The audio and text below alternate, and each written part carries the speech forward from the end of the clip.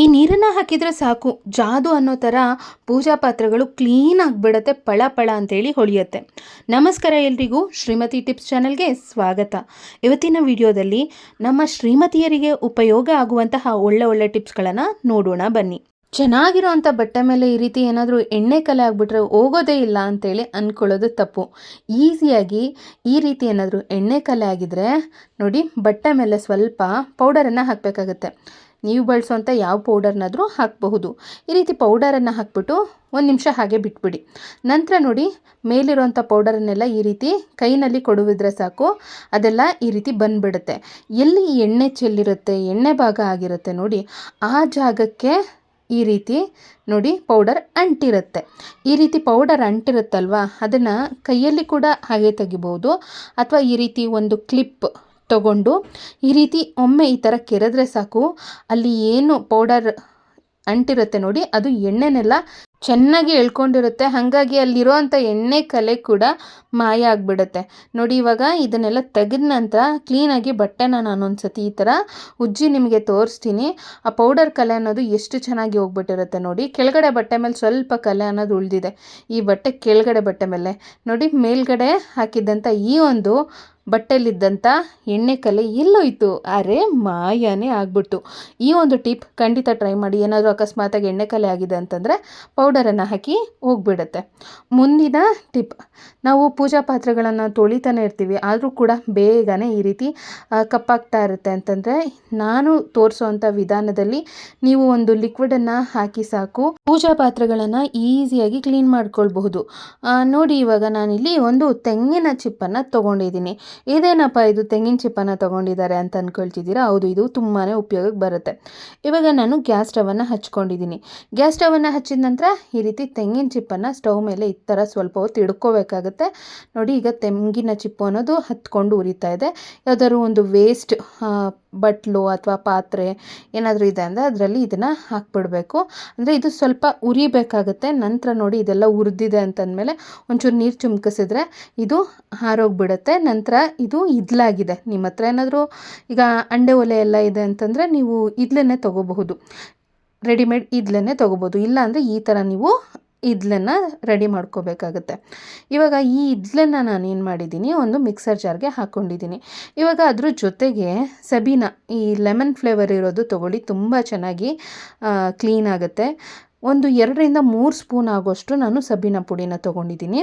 ಅದ್ರ ಜೊತೆಗೆ 1 ಸ್ಪೂನ್ ಆಗೋಷ್ಟು ನಿಂಬೆ ಉಪ್ಪನ್ನು ತೊಗೊಂಡಿದ್ದೀನಿ. ಕೆಲವರು ಕೇಳ್ತಾ ಇರ್ತೀರ, ನಿಂಬೆ ಉಪ್ಪು ಎಲ್ಲಿ ಸಿಗುತ್ತೆ ಅಂತೇಳಿ. ಎಲ್ಲ ದಿನಸಿ ಅಂಗಡಿಲೂ ಕೂಡ ಸಿಗುತ್ತೆ. ನೀವು ಲೆಮನ್ ಸಾಲ್ಟ್ ಅಂತ ಕೇಳಿ, ನಿಂಬೆ ಉಪ್ಪು ಅಂತ ಕೇಳಿ ಕೊಡ್ತಾರೆ. ಅಥವಾ ನೀವು ಎಲ್ಲರೂ ಶಾಪಿಂಗ್ ಮಾರ್ಟ್ಗೆಲ್ಲ ಹೋದಾಗ ಅಲ್ಲೂ ಕೂಡ ಇರುತ್ತೆ. ಸೊ ನೋಡಿ, ಗ್ರೋಸರೀಸ್ ಎಲ್ಲ ತೊಗೊಳಕ್ಕೆ ಹೋಗ್ತಿರಲ್ವ, ಆ ಮಾರ್ಟ್ಗಳಲ್ಲೂ ಕೂಡ ಇರುತ್ತೆ. ಸೊ ಇವಾಗ ನಿಂಬೆ ಉಪ್ಪನ್ನು ಹಾಕ್ಬಿಟ್ಟು ಈ 3 ಪದಾರ್ಥಗಳನ್ನು ನಾನು ಚೆನ್ನಾಗಿ ಪುಡಿ ಮಾಡ್ಕೊಂಡಿದ್ದೀನಿ ಮಿಕ್ಸರ್ ಜಾರ್ನಲ್ಲಿ. ಇವಾಗ ಈ ಥರ ಪುಡಿನ ನಾನು ಒಂದು ಬಾಕ್ಸ್ನಲ್ಲಿ ಹಾಕಿ ನೋಡಿ, ಈ ಥರ ಒಂದು ಸತಿ ಕೈನಲ್ಲಿ ಹೀಗೆ ಮಾಡಿಬಿಟ್ರೆ ಕ್ಲೀನಾಗಿ ಈ ಥರ ಪುಡಿ ಅನ್ನೋದು ರೆಡಿಯಾಗಿದೆ. ನಾನು ಒಂದು 2-3 ಸ್ಪೂನ್ ಆಗೋಷ್ಟು ಪುಡಿನ ತೊಗೊಂಡಿದ್ದೀನಿ. ಬಾಕಿ ಪುಡಿನ ನಾವು ನೆಕ್ಸ್ಟ್ ಟೈಮ್ ಬೇಕಾದಾಗ ಬಳಸ್ಕೊಳ್ಬೋದು. ಇದನ್ನು ಹಾಗೆ ಎತ್ತಿಟ್ಕೊಳ್ಬಹುದು. ಒಂದು ಸತಿ ಮಾಡಿಕೊಂಡ್ರೆ ಇದು ಸುಮಾರು ದಿನದವರೆಗೂ ಕೂಡ ಬರುತ್ತೆ. ಮತ್ತು ಲೆಮನ್ ಸಾಲ್ಟಲ್ಲಿ ಏನಂತಂದರೆ ಸಿಟ್ರಿಕ್ ಅಂಶ ಜಾಸ್ತಿ ಇರುತ್ತೆ, ಹಾಗಾಗಿ ತುಂಬ ಚೆನ್ನಾಗಿ ಇದು ನಮಗೆ ಕ್ಲೀನಿಂಗ್ ಕೆಲಸಕ್ಕೆ ಉಪಯೋಗಕ್ಕೆ ಬರುತ್ತೆ. ಸೊ ಪೂಜಾ ಸಾಮಾನುಗಳನ್ನು ಈಸಿಯಾಗಿ ಕ್ಲೀನ್ ಮಾಡ್ಕೊಳ್ಬಹುದು ಈ ಒಂದು ಲಿಕ್ವಿಡನ್ನು ಬಳಸಿ ಅಂತ ಹೇಳಿದೆ. ಬನ್ನಿ ಇವಾಗ ತೋರಿಸ್ತಾ ಇದ್ದೀನಿ ಲೈವ್ ರಿಸಲ್ಟ್ ನೋಡಿ. ನಾನು ಈ ಒಂದು ಪುಡಿಯ ಜೊತೆಗೆ ಸ್ವಲ್ಪ ನೀರನ್ನು ಹಾಕಿದ್ದೀನಿ. ನೀರನ್ನು ಹಾಕ್ಬಿಟ್ಟು ಚೆನ್ನಾಗಿ ಮಿಶ್ರಣ ಮಾಡ್ಕೋಬೇಕು. ನಂತರ ಈ ರೀತಿ ನೋಡಿ, ಪೂಜಾ ಸಾಮಾನುಗಳಿರುತ್ತಲ್ವ ಅದರ ಮೇಲೆ ಈ ಲಿಕ್ವಿಡನ್ನು ಹಾಕಿ ಕೈಯಲ್ಲಿ ಜಸ್ಟ್ ಈಗ ಅಂತ ಇದ್ದೀನಿ ನೋಡಿ, ಎಷ್ಟು ಚೆನ್ನಾಗಿ ಈ ಭಾಗದಲ್ಲಿ ಮತ್ತು ಈ ಭಾಗದಲ್ಲಿ ನಿಮಗೆ ಇಲ್ಲಿ ಲೈವ್ ರಿಸಲ್ಟ್ ಕಾಣಿಸ್ತಿದೆ ಅಲ್ವಾ ನೋಡಿ, ಎಷ್ಟು ಚೆನ್ನಾಗಿ ಕ್ಲೀನಾಗಿದೆ. ಇದನ್ನು ಇವಾಗ ನಾನು ನೀರಿನಲ್ಲಿ ಕೂಡ ತೊಳ್ಕೊಂಬಂದು ತೋರಿಸ್ತೀನಿ ನೋಡಿ. ಈ ಕಡೆ ನಾನು ಲಿಕ್ವಿಡನ್ನು ಹಾಕಿಲ್ಲ, ಈ ಕಡೆ ಹಾಗೆ ಇದೆ, ಈ ಕಡೆ ಹಾಕಿದ್ದೀನಿ. ಸೊ ಎಷ್ಟು ಚೆನ್ನಾಗಿ ಕ್ಲೀನಾಗಿದೆ ಅಲ್ವಾ, ವ್ಯತ್ಯಾಸ ಗೊತ್ತಾಗ್ತಿದೆ ಅಲ್ವಾ? ಹಾಗಿದ್ರೆ ನಿಮ್ಗೆ ಇಷ್ಟ ಆಯಿತಾ ಈ ಒಂದು ಟಿಪ್? ಒಂದು ಲೈಕನ್ನು ನೀಡಿ. ಧನ್ಯವಾದಗಳು ಲೈಕ್ ಮಾಡಿದವರಿಗೆ. ಈಗ ನೋಡಿ ಇಷ್ಟೆಲ್ಲ ಪೂಜಾ ಸಾಮಾನುಗಳಿದೆ. ಇದನ್ನೆಲ್ಲ ನಾನು ಇವಾಗ ಒಂದೊಂದಾಗಿ ನಾನು ಕ್ಲೀನ್ ಮಾಡ್ತೀನಿ. ನೀವು ಬೇಕಿದ್ರೆ ಇದಕ್ಕೆ ನೀರು ಹಾಕಿ ಕಲಸಿ ಉಜ್ಜಬಹುದು, ಅಥವಾ ಈ ಪುಡಿಯನ್ನೇ ನೀವು ಡೈರೆಕ್ಟು ಸ್ಕ್ರಬ್ಬರ್ ಮೇಲೆ ತೊಗೊಂಡು ಹಾಗೆ ಆದರೂ ವಾಟರಲ್ಲಿ ಡಿಪ್ ಮಾಡಿ ಉಜ್ಬೋದು. ಅಂದರೆ ನೀವು ಸ್ವಲ್ಪ ನೀರು ಹಾಕಿ ಕಲಸಿಟ್ಕೊಂಡು ತೊಳ್ಕೊಂಡ್ರೇ ಒಳ್ಳೆಯದು. ನೋಡಿ ಇವಾಗ ನಾನು ತೆಂಗಿನ ನಾರನ್ನು ತೊಗೊಂಡಿದ್ದೀನಿ. ತೆಂಗಿನ ನಾರನ್ನು ತೊಗೊಂಡು ಈ ರೀತಿ ಲಿಕ್ವಿಡ್ನಲ್ಲಿ ಅದ್ದಿ ಒಂದೊಂದೇ ಒಂದು ಪೂಜಾ ಸಾಮಾನುಗಳನ್ನು ತೊಗೊಂಡು ಉಜ್ತಾ ಇದ್ದೀನಿ. ಇವಾಗ ಸಾಂಬ್ರಾಣಿ ಎಲ್ಲ ನಾವು ಹಚ್ಚಿರ್ತೀವಿ, ಕರ್ಪೂರ ಹಚ್ಚಿರ್ತೀವಿ, ಈ ರೀತಿ ಕಪ್ಪಾಗ್ಬಿಟ್ಟಿರುತ್ತೆ ಪೂಜಾ ಸಾಮಾನುಗಳು, ತುಂಬಾ ಕಪ್ಪಾಗ್ಬಿಟ್ಟಿರುತ್ತೆ, ಡಲ್ ಇರುತ್ತೆ, ಶೈನಿಂಗ್ ಇರಲ್ಲ. ನಾನು ಇದನ್ನು ಹಾಕಿ ಉಜ್ಜಿ ತೊಳೆದು ತೋರಿಸ್ತೀನಿ ನೋಡಿ. ಮೊದಲೇ ಆಗಿತ್ತು, ನಂತರ ಎಷ್ಟು ಚೆನ್ನಾಗಿ ಕ್ಲೀನ್ ಆಗಿದ್ದಾವೆ ಅಂತೇಳಿ ನಿಮಗೆ ಇಲ್ಲಿ ಗೊತ್ತಾಗುತ್ತೆ. ಒಂದೊಂದನ್ನೇ ಈ ರೀತಿ ಉಜ್ಜಿದೆಲ್ಲ ಆಯಿತು. ಇವಾಗ ನೋಡಿ ಇದು ಕೂಡ ಅಷ್ಟೇ, ಅವಾಗ ಲಿಕ್ವಿಡ್ ಹಾಕಿದೆ ಈ ಕಡೆ. ಇವಾಗ ಈ ಒಂದು ಲಿಕ್ವಿಡಲ್ಲಿ ಜಸ್ಟ್ ಹೀಗೆ ನಾರನ್ನು ಹತ್ಕೊಂಡು ಇಡೀ ಒಂದು ಪಾತ್ರೆನೇ ನಾವು ಕ್ಲೀನಾಗಿ ಈ ಥರ ಉಜ್ಕೊಳ್ಬೋದು. ಹೆಚ್ಚು ಶ್ರಮ ಪಡೋ ಅಗತ್ಯ ಇಲ್ಲ. ನಾರಿನಲ್ಲಿ ಸುಮ್ಮನೆ ಲೈಟಾಗಿ ಹೀಗಂದರೆ ಏನಪ್ಪ ಇದು ಲಿಕ್ವಿಡ್ ಹಾಕಿದರೆ ಸಾಕು ಅಂತೇಳಿ ಹೇಳಿದ್ರು, ಇವಾಗ ನಾರನ್ನು ತೊಗೊಂಡು ಉಜ್ಜಿ ಅಂತೇಳಿ ಹೇಳ್ತಾ ಇದ್ದಾರೆ ಅಂತೇಳಿ ನೀವು ಅನ್ಕೋಬಹುದು. ಆದರೆ ನೋಡಿ, ಈ ರೀತಿ ಲಿಕ್ವಿಡ್ನಲ್ಲಿ ನೀವು ಒಂದು ನಾರನ್ನು ತೊಗೊಂಡು ಉಜ್ಜೋದ್ರಿಂದ ಹೆಚ್ಚು ಲಿಕ್ವಿಡ್ ಕೂಡ ಬೇಕಾಗೋದಿಲ್ಲ, ಜಾಸ್ತಿ ಪೂಜಾ ಸಾಮಾನುಗಳನ್ನು ನೀವು ತೊಳ್ಕೋಬಹುದು. ನೋಡಿ ನಾನು ಇವಾಗ ಒಂದೊಂದನ್ನೇ ಈ ರೀತಿ ಉಜ್ಜಿ ನಾನು ನೀರಿನಲ್ಲಿ ಹಾಕ್ಕೊಳ್ತಾ ಇದ್ದೀನಿ. ನಂತರ ನೀರಿನಿಂದ ನಾನು ತೆಗೆದು ತೋರಿಸ್ತೀನಿ ನಿಮಗೆ ಎಷ್ಟು ಚೆನ್ನಾಗಿ ಕ್ಲೀನ್ ಆಗಿದೆ ಅಂತೇಳಿ. ಈ ನೀರಿನಲ್ಲಿ ಹಾಕ್ಕೊಂಡು ತೊಳೆದ ನಂತರ ಮತ್ತೊಮ್ಮೆ ಕ್ಲೀನಾಗಿರೋವಂಥ ನೀರಿನಲ್ಲಿ ತೊಳಿಬೇಕಾಗತ್ತೆ. ಮತ್ತು ನಾನೀಗಾಗಲೇ ಸಾಕಷ್ಟು ಈ ರೀತಿ ಕ್ಲೀನಿಂಗ್ ಟಿಪ್ಸ್ ವಿಡಿಯೋಗಳನ್ನು, ಅಂದರೆ ಪೂಜಾ ಸಾಮಾನುಗಳನ್ನು ಈಸಿಯಾಗಿ ಯಾವ ಥರ ಕ್ಲೀನ್ ಮಾಡ್ಕೊಳ್ಬೋದು ಅಂತೇಳಿ ನಾನು ಟಿಪ್ಸ್ ವಿಡಿಯೋಗಳನ್ನ ಶೇರ್ ಮಾಡಿದ್ದೀನಿ. ಆ ವಿಡಿಯೋಗಳನ್ನ ಐಕಾರ್ಡ್ ಅಥವಾ ಎಂಡ್ ಸ್ಕ್ರೀನಲ್ಲಿ ಕೊಡ್ತೀನಿ, ನೋಡಿ ನಿಮ್ಗೆ ಯಾವುದು ಉಪಯೋಗ ಆಗುತ್ತೆ ಅದನ್ನು ನೀವು ಖಂಡಿತ ಟ್ರೈ ಮಾಡ್ಬೋದು. ರಿಸಲ್ಟ್ ಅಂತೂ ಪಕ್ಕಾ ಬರುತ್ತೆ. ಒಂದೊಂದೇ ಈ ರೀತಿ ಪೂಜಾ ಸಾಮಾನುಗಳನ್ನು ನಾನು ಉಜ್ಜಿ ಇವಾಗ ನೀರಿನಲ್ಲಿ ಹಾಕಿದ್ದೀನಿ. ನೀರಿನಲ್ಲಿ ಹಾಕಿ ನಂತರ ಒಂದು ಸತಿ ತೊಳೆದು ತೆಗೆದು ಮತ್ತೊಂದು ಸತಿ ಈ ರೀತಿ ಕ್ಲೀನಾಗಿರೋವಂಥ ನೀರಿನಲ್ಲಿ ತೊಳಿತಾ ಇದ್ದೀನಿ. ನೋಡಿ ಎಷ್ಟು ಚೆನ್ನಾಗಿ ಕ್ಲೀನ್ ಆಗ್ತಾ ಇದೆ. ಮತ್ತು ಹೆಚ್ಚು ಪುಡಿನೂ ಕೂಡ ಬೇಕಾಗಲ್ಲ ನಮಗೆ ಈ ವಿಧಾನದಲ್ಲಿ ನಾವು ಕ್ಲೀನ್ ಮಾಡಿಕೊಂಡ್ರೆ.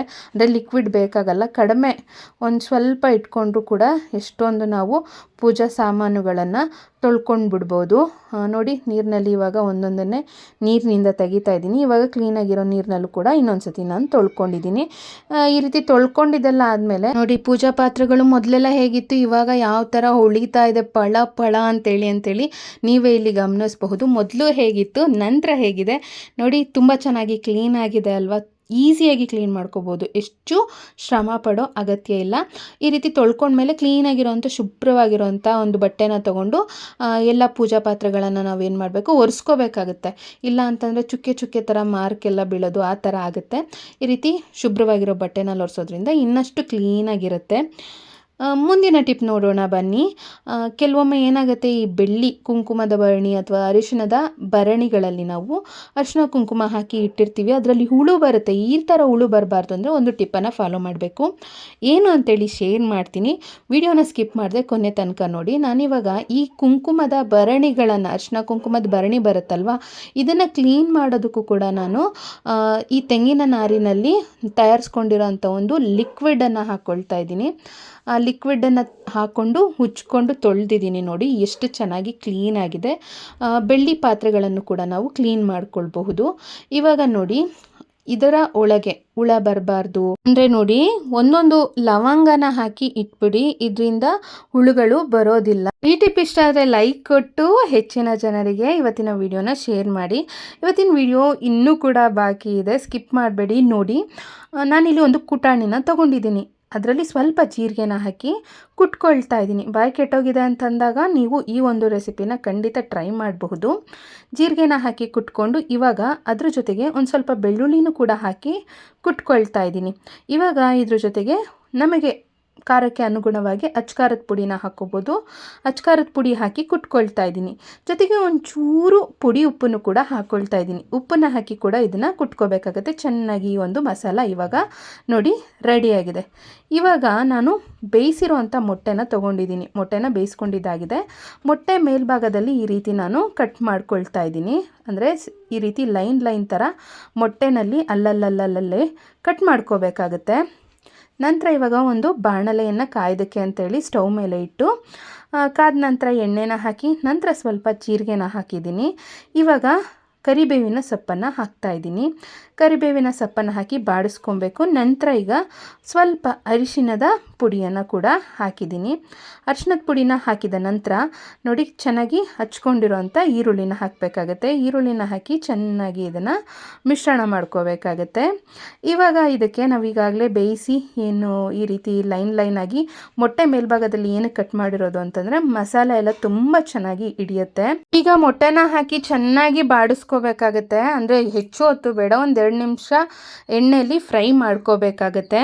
ನೋಡಿ ಇದನ್ನು ಫ್ರೈ ಮಾಡಿಕೊಂಡ ನಂತರ ಇವಾಗ ನಾವೀಗಾಗಲೇ ಕುಟ್ಟಿ ಇಟ್ಕೊಂಡಿದ್ದೀವಲ್ಲ, ಬೆಳ್ಳುಳ್ಳಿ, ಅಚ್ಕಾರದ ಪುಡಿ, ಉಪ್ಪು ಮತ್ತು ಜೀರಿಗೆ, ಇದರ ಒಂದು ಮಿಶ್ರಣವನ್ನು ಹಾಕ್ಕೋಬೇಕಾಗತ್ತೆ. ಇದನ್ನು ಹಾಕ್ಬಿಟ್ಟು ರುಚಿಗೆ ತಕ್ಕಷ್ಟು ಉಪ್ಪನ್ನು ಹಾಕ್ಕೊಂಡು ಚೆನ್ನಾಗಿ ಇದನ್ನು 2-3 ನಿಮಿಷಗಳ ಕಾಲ ಈ ಎಣ್ಣೆ ಜೊತೆಗೆ ಸ್ವಲ್ಪ ಫ್ರೈ ಮಾಡ್ಕೋಬೇಕಾಗತ್ತೆ. ತುಂಬಾ ಚೆನ್ನಾಗಿರುತ್ತೆ ಈ ಒಂದು ರೆಸಿಪಿ. ಚಪಾತಿ ಜೊತೆಗಾಗಿರ್ಬೋದು ಅಥವಾ ಅನ್ನದ ಜೊತೆಗಾಗಿರ್ಬೋದು. ಬಾಯಿ ಕೆಟ್ಟಿದೆ, ನಾನ್ ವೆಜ್ ತಿನ್ನಬೇಕು ಅಂತ ಅನಿಸ್ತಿದೆ ಅಂತಂದಾಗ ಈ ಒಂದು ರೀತಿಯಲ್ಲಿ ಸಿಂಪಲ್ಲಾಗಿ ಮೊಟ್ಟೆ ಮಸಾಲ ಮಾಡಿಕೊಂಡು ಟ್ರೈ ಮಾಡಿ ನೋಡಿ, ತುಂಬಾ ಚೆನ್ನಾಗಿರುತ್ತೆ. 1-2 ನಿಮಿಷಗಳ ಕಾಲ ಚೆನ್ನಾಗಿ ಹುರ್ಕೊಂಡ ನಂತರ ಇದಕ್ಕೆ ಫೈನಲಾಗಿ ಒಂದು ಸ್ವಲ್ಪ ಅಂದರೆ ಒಂದು ಅರ್ಧ ಹೋಳು ಆಗೋಷ್ಟು ನಿಂಬೆಹಣ್ಣಿನ ರಸವನ್ನು ಹಾಕ್ಕೊಳ್ತಾ ಇದ್ದೀನಿ. ನಿಂಬೆಹಣ್ಣಿನ ರಸನ ಹಾಕ್ಬಿಟ್ಟು ಚೆನ್ನಾಗಿ ಇದನ್ನು ಮಿಶ್ರಣ ಮಾಡಿ ಬಿಸಿ ಬಿಸಿ ಅನ್ನನ ಹಾಕ್ಕೊಂಡು ಅನ್ನದ ಜೊತೆಗೆ ಈ ಒಂದು ಮೊಟ್ಟೆಯ ಒಂದು ಗ್ರೇವಿನ ಹಾಕ್ಕೊಂಡು, ಅಂದರೆ ನೋಡಿ ತುಂಬ ಚೆನ್ನಾಗಿರುತ್ತೆ. ಡ್ರೈ ಥರ ಇರುತ್ತೆ ಇದು, ಬಾಯಿ ಕೆಟ್ಟಾಗ ತುಂಬ ಚೆನ್ನಾಗಿ ಕೂಡ ಇರುತ್ತೆ. ಸೈಡಲ್ಲಿ ಈರುಳ್ಳಿನ ಇಟ್ಕೊಂಡು ಬಿಸಿ ಬಿಸಿ ಅನ್ನದ ಜೊತೆ ಕಲಿಸ್ಕೊಂಡು ಮೊಟ್ಟೆನ ನೆಂಚ್ಕೊಂಡು ತಿಂತಾ ಇದ್ರೆ ತುಂಬ ಚೆನ್ನಾಗಿರುತ್ತೆ. ಶ್ರೀಮತಿಯರೇ, ಇವತ್ತಿನ ವಿಡಿಯೋದಲ್ಲಿ ಶೇರ್ ಮಾಡಿರೋಂಥ ಟಿಪ್ಸ್ಗಳು ನಿಮ್ಗೆ ಇಷ್ಟ ಆಯಿತು ಅಂತೇಳಿ ಭಾವಿಸ್ತೀನಿ. ಇಷ್ಟ ಆಗಿದ್ರೆ ಲೈಕ್ ಮಾಡಿ, ನಿಮ್ಮ ಅನಿಸಿಕೆ ಅಭಿಪ್ರಾಯಗಳನ್ನ ಕಮೆಂಟ್ ಮಾಡಿ. ಚಾನಲನ್ನು ಸಬ್ಸ್ಕ್ರೈಬ್ ಮಾಡ್ಕೊಳ್ದೆ ನೋಡ್ತಾ ಇರೋರು ಸಬ್ಸ್ಕ್ರೈಬ್ ಮಾಡಿಕೊಂಡು ಸಪೋರ್ಟ್ ಮಾಡಿ. ಧನ್ಯವಾದಗಳು.